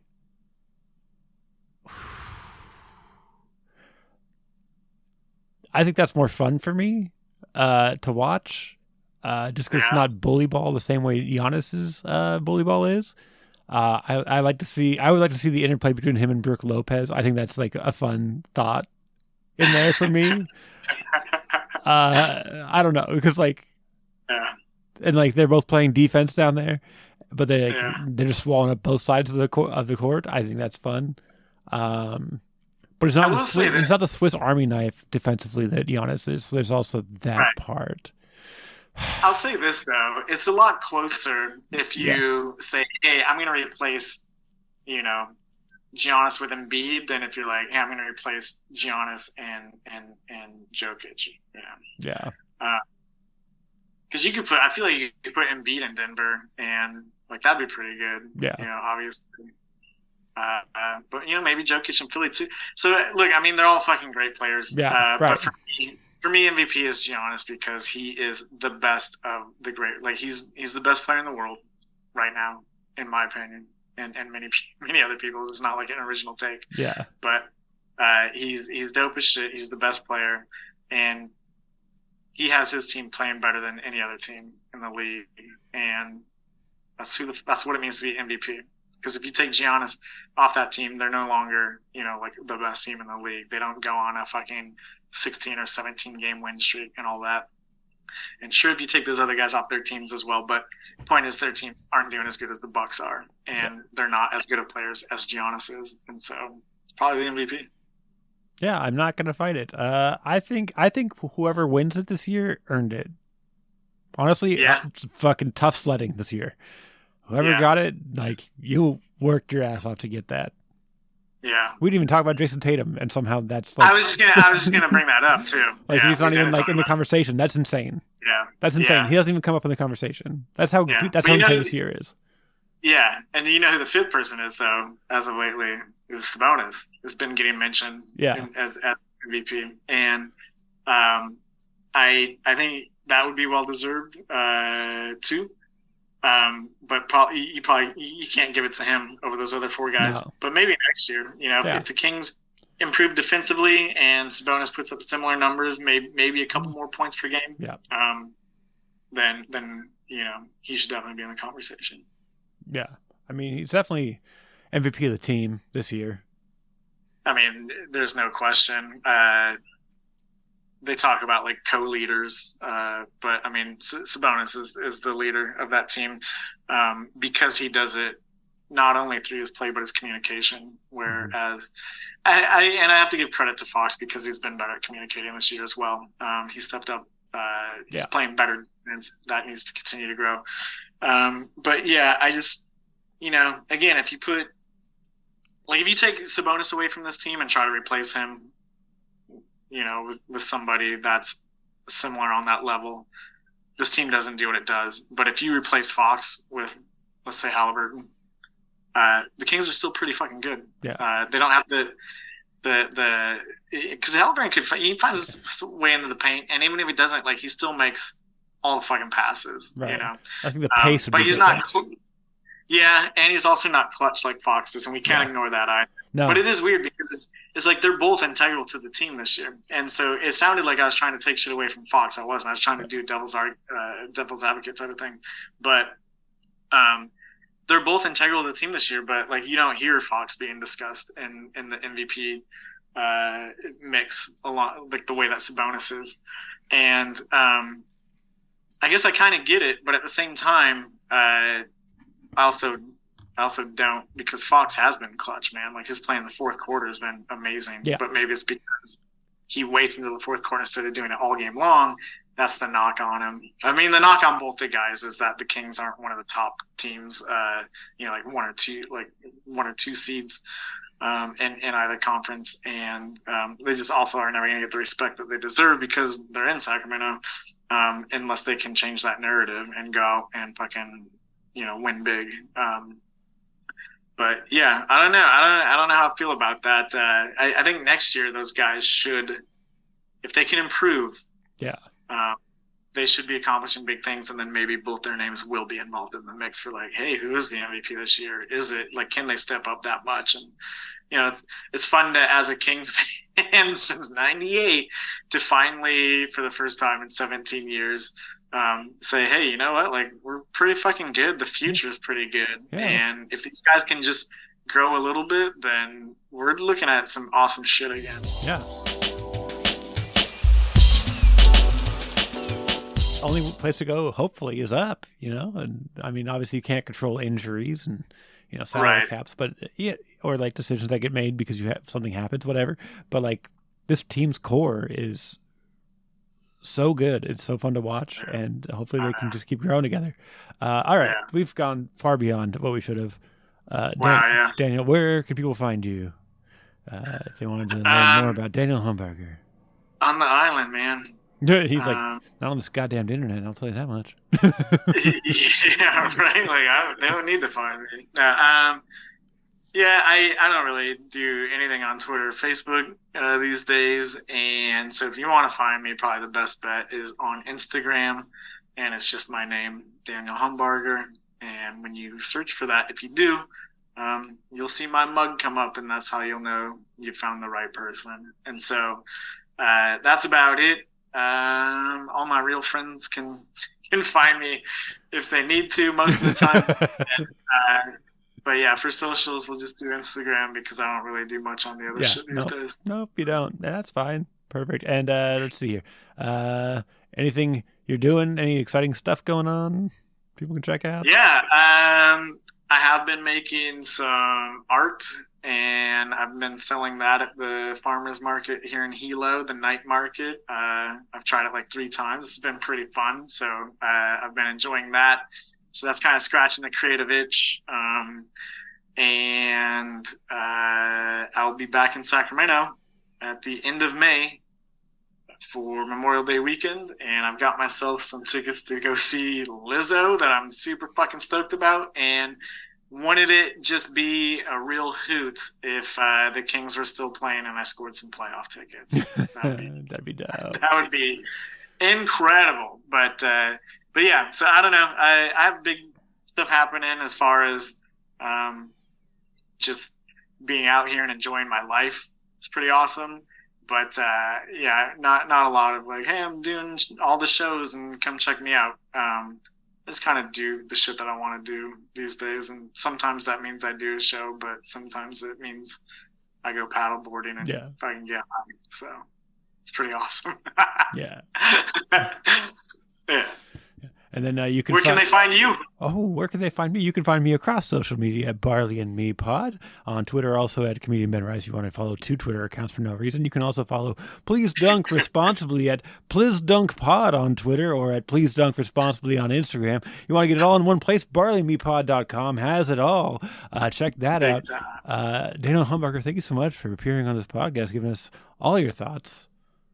Yeah, I appreciate you having me. It's good to see your face and chat with you, Ben Rice. And hopefully when I'm in town in May, I'll be able to see y'all in person, give my best to Becky. And I'm so happy for you that, you have your daughter, and it sounds like you're being a good dad and teaching her to hoop. And it's really adorable and amazing. And I'm real fucking proud of you guys. And I love y'all so much. So, thanks for having me on. It's good to talk to you, man. Yeah, absolutely. Always a joy. Great catching up. And so that's it. I got to remember how to do my outro, especially without my co-host. This will be fun.